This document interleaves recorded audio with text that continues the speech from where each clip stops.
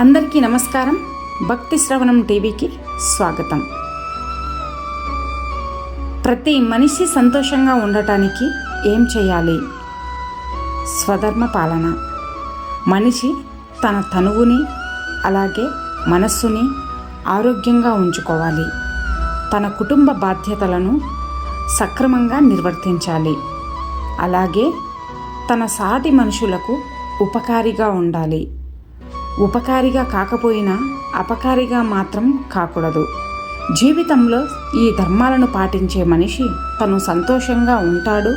అలాగే సాటివారి ప్రేమను కూడా పొందుతాడు. విలువలతో కూడిన విద్య, సంస్కారం నేర్పే గురువులు, అలాగే సంస్కృతిని అలవరిచే తల్లిదండ్రులు, మంచి వైపు నడిచే స్నేహితులు ఉంటే ఏ వ్యక్తి జీవితమైనా గొప్పగానే ఉంటుంది కాదంటారా? అవసరం వరకే ఆలోచన. దీని అలవాటు చేసుకుంటే మనసుకు విశ్రాంతి, మనిషికి శాంతి దొరుకుతుంది. అర్థమైందనుకుంటా. పరుగు ఇంకా జీవితం ఈ రెండూ కూడా ఒక్కటే. సాగిపోవాలే కానీ ఆగిపోకూడదు. నమ్మకం అనేది గెలుపుతో పాటుగా వస్తుంది. కానీ ఆ గెలుపు అనేది నమ్మకం ఉన్నవారికి మాత్రమే వస్తుంది. ప్రశాంతతను దూరం చేసే ప్రతి పరిచయం కూడా ఒక అనుభవమే. అది ఒక గొప్ప గుణపాఠమే కాదంటారా? ఈ ప్రపంచంలో కాలం కంటే ఎక్కువ విలువైనది ఏదీ లేదు. అంతకంటే దుర్వినియోగం చేయబడేది కూడా ఏదీ లేదు. అవునా? మన ఆలోచన మారితే మనకున్న అలవాట్లు మారుతాయి. ఇక మన అలవాట్లు మారితే మన జీవితమే మారుతుంది. మన జీవితంలో జరిగే మంచి లేదా చెడు ఏదైనా సరే మన ఆలోచన విధానంపైనే ఆధారపడి ఉంటుంది. గుర్తుంచుకోండి. మీరు జీవితంలో సంతోషంగా ఉండే సమయంలో అయినా సరే లేదా బాధపడే సమయంలో అయినా సరే గుర్తుపెట్టుకోవాల్సింది ఒక్కటే: ఈ క్షణం కూడా శాశ్వతం కాదు అని గుర్తుంచుకోండి. జీవితంలో రెండు విషయాలు నువ్వు ఎవరో, నీ వ్యక్తిత్వం ఎలాంటిదో తెలుపుతాయి. ఒకటి నీ దగ్గర ఏమీ లేనప్పుడు నీకు ఉండే ఓపిక. ఇక రెండవది నీ దగ్గర అన్నీ ఉన్నప్పుడు నీ ప్రవర్తన. ఈ రెండే వ్యక్తిత్వాన్ని అలాగే నీ జీవితాన్ని కూడా నిర్దేశించేవి, అలాగే శాసించేవి కూడా. జీవితంలో బాగుపడాలన్నా లేదా నాశనం అవ్వాలన్నా రెండింటిపైనే ఆధారపడి ఉంటుంది. ఇక ఆ రెండూ బాగుంటే జీవితం అంతా కూడా నువ్వు అనుకున్నది అనుకున్నట్లే ఉంటుంది. గుర్తుంచుకోండి. ఈ ప్రపంచంలో నిజం అనేది నొప్పినిస్తుంది. ఇక అబద్ధం అనేది ఆనందాన్ని ఇస్తుంది. కానీ నిజం ఇచ్చినంత ప్రశాంతత అబద్ధం ఎప్పటికీ ఇవ్వలేదు. గుర్తుంచుకోండి. లోపాలు లేని మనిషి అలాగే లోటు లేని జీవితం ఎవరికీ ఉండదు.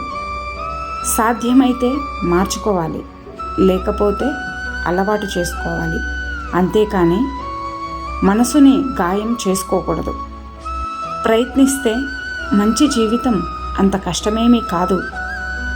విశ్వాసంతో ఉండండి. డబ్బు ఉంది అనే ఖర్చులను, బలం ఉంది అనే శత్రువులను పెంచుకోకండి. అది మీ సంతోషాన్ని పూర్తిగా దూరం చేస్తుంది. గుర్తుంచుకోండి. మంచి అలాగే చెడు అనేవి వేరువేరుగా ఉండవు. అవసరం అనేది మంచిని, ఇక అవకాశం అనేది చెడుని ప్రేరేపిస్తుంది. అర్థమైందనుకుంటా.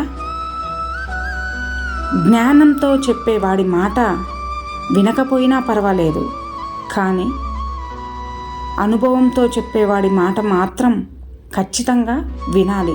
గుర్తుంచుకోండి. అది మీ జీవితానికి ఎంతో మేలును చేస్తుంది.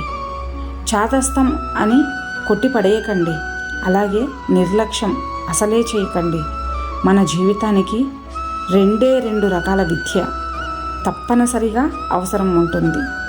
ఒకటి జీవనోపాధి ఎలా కల్పించుకోవాలో నేర్పించేది. ఇక రెండవది అతి ముఖ్యమైనది జీవితాన్ని ఎలా జీవించాలో నేర్పేది కాదంటారా? వ్యక్తిత్వం కోసం విజయాన్ని వదులుకో, కానీ విజయం కోసం వ్యక్తిత్వాన్ని మాత్రం ఎప్పటికీ వదులుకోకు. అది మీ ఆత్మగౌరవాన్ని పూర్తిగా దెబ్బతీస్తుంది. గుర్తుంచుకోండి. అతిగా అరవడం వలన మాట విలువ, అనవసరంగా ఏడవడం వలన కన్నీటి విలువ తగ్గుతాయి. గుర్తుంచుకోండి. గతం నుండి నేర్చుకోండి, అంతేకాని దాని కారణంగా దిగులు పడుతూ కూర్చోకండి.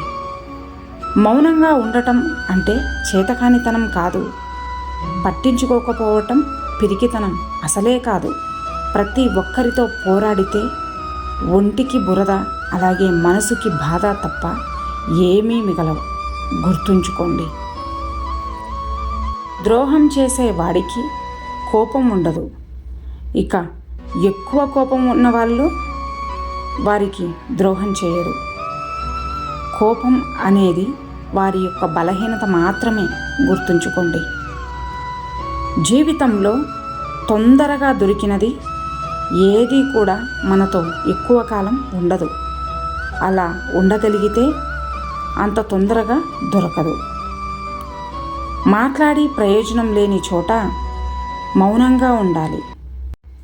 మాటకి విలువ ఇవ్వని వారికి దూరంగా ఉండాలి. కాదంటారా? దేనికైతే నువ్వు భయపడి వెనకడుగు వేస్తావో అదే నిన్ను మళ్ళీ మళ్ళీ వెంటాడుతుంది. ఒక్కసారి ఎదురెళ్ళి చూడు, ఇక ఆ భయమే నీకు భయపెడుతుంది. జీవితంలో ఏదైనా సాధించగలను, దేన్నైనా ఎదుర్కోగలను అనే విశ్వాసాన్ని మాత్రం ఎప్పుడూ కూడా కోల్పోకండి. ధైర్యంగా ఉండండి. అంతా మంచే జరుగుతుంది. కోపం అనేది తెరలాంటిది, తీసేస్తే పోతుంది. కానీ బాధ అనేది గాయం లాంటిది, మానిపోయినా కూడా మచ్చ అలాగే ఉంటుంది. ఎప్పుడైతే ఎదుటివారి అర్థం పర్థం లేని మాటలకు స్పందించడం మొదలు పెడతావో ఇక అప్పుడే జీవితంలో సగం మనశ్శాంతిని కోల్పోతారు. గుర్తుంచుకోండి. ఇక అందరూ నాతో పాటు ప్రేమతో ధ్యానించండి. రాధాకృష్ణ. ఇన్ని మంచి సూక్తులలో మీకు ఏ సూక్తి నచ్చినదో ఈ వీడియో కింద కామెంట్ చేయండి. అలాగే ఈ వీడియో మీకు నచ్చినట్లయితే ఈ వీడియోని ఒక లైక్ చేసి ఇలాంటి మరిన్ని వీడియోస్ కోసం మన ఛానల్ని సబ్స్క్రైబ్ చేసుకోండి.